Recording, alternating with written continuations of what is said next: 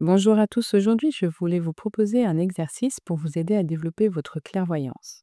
Alors pour rappel, la clairvoyance, c'est la faculté de percevoir des phénomènes autrement que par les sens habituels. On parle de perception extrasensorielle. Et souvent les clairvoyants ont des informations par le biais d'images, par le biais de flashs, de visions ou de rêves prémonitoires. Alors pour ma part, la clairvoyance, ça a commencé par des flashs, avec des images très furtives qu'il m'était parfois difficile d'appréhender. Puis à force de pratiquer, les flashs se sont stabilisés. Les images que je percevais étaient imprégnées plus longtemps mon esprit, au point que désormais, je peux même dire que c'est vraiment des mini-films que je vois quand je suis en train de faire une guidance à quelqu'un, quand les guides me parlent ou quand je veux percevoir d'autres éléments du monde subtil. Et donc, pour, développer cette clairvoyance, je vous propose d'utiliser les cartes de Zener. Alors, le test de Zener a été inventé en 1920, par, Joseph Banks-Rhine, dans le cadre de ses travaux, sur, la parapsychologie. Et donc, les cartes de Zener, alors vous pouvez vraiment vous les approprier, sans aucune difficulté, sur internet, mais vous pouvez aussi vous les fabriquer vous-même, hein, c'est très, très simple. Il suffit que vous preniez une feuille de papier blanc un peu épaisse et là, vous allez découper 5 rectangles de taille égale et sur cinq rectangles, vous allez dessiner les 5 formes géométriques des cartes de Zener. À savoir, il y a un rond, un carré, un signe plus, une étoile et des vagues. Et donc, une fois que vous avez fait ces cartes, vous allez les mélanger, puis vous allez les poser face cachée devant vous et vous allez, choisir une des 5 cartes, toujours face cachée et vous allez essayer de retrouver la forme cachée.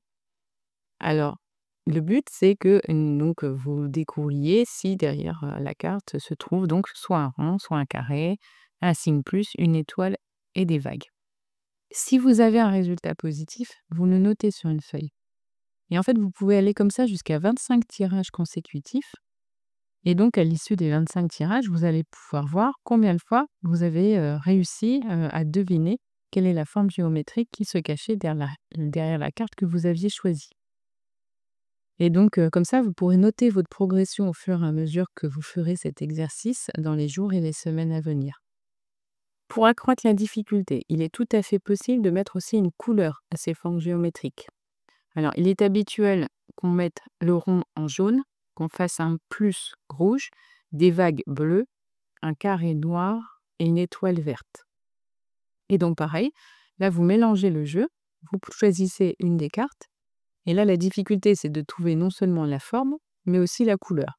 Ou alors, vous pouvez décider de trouver l'un des 2. Et donc là, pareil, vous notez votre résultat. Vous voyez au bout de 25 tirages combien de fois vous avez réussi à trouver la bonne combinaison.